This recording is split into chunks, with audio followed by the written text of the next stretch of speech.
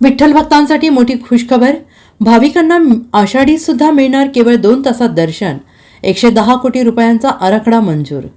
मुख्यमंत्री एकनाथ शिंदे यांनी घोषणा केल्याप्रमाणे तिरुपतीच्या धर्तीवर विठ्ठल रुक्मिणीच्या मंदिरात टोक दर्शनाची घोषणा केल्यानंतर शनिवारी यासाठीचा दर्शन मंडप आणि स्कायवॉकसाठी राज्य सरकारच्या उच्चाधिकार समितीनं मान्यता दिली आणि त्यामुळे आता पंढरपुरातील लांबच लांब दर्शन रांग इतिहास जमा होणार असून आषाढी एकादशीला सुद्धा भाविकांना केवळ 2 तासात दर्शन मिळण्याचा मार्ग मोकळा झाला आहे आणि यासाठी 110 कोटी रुपयांचा आराखडा मंजूर झालेला असून आता पुढील महिन्याभरात या कामाला सुरुवात होऊ शकणार असल्याचे जिल्हाधिकारी कुमार आशीर्वाद यांनी सांगितलेलं आहे आणि यासाठी गोपाळपूर पत्राशेड येथे 4 मजली अद्ययावत दर्शन मंडप उभारण्यात येणार असून येथून थेट मंदिरापर्यंत 1050 मीटर लांबीचा स्काय वॉक उभारण्यात येणार आहे.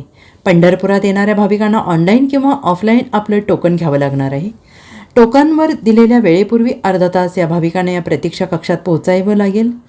त्यानंतर मोजून 1.5 ते 2 तासात हा भाविक थेट विठ्ठल रुक्मिणीच्या मंदिरात स्कायवॉकमधून चालत पोहोचू शकणार आहे. आज याचा आराखडा मंजूर करण्यात आला असून या 4 मजली दर्शन मंडपात भाविकांना स्वच्छतागृह, उपहारगृह, आरोग्य व्यवस्था तसे विश्रांती कक्ष उभारले जाणार आहेत.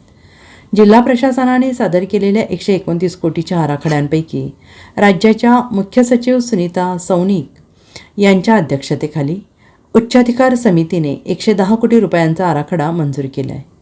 आता पुढील महिन्यात मुख्यमंत्री यांच्या अध्यक्षतेखाली राज्य शिखर समितीच्या बैठकीत हा आराखडा अंतिम होऊन शासन निर्णय निघेल.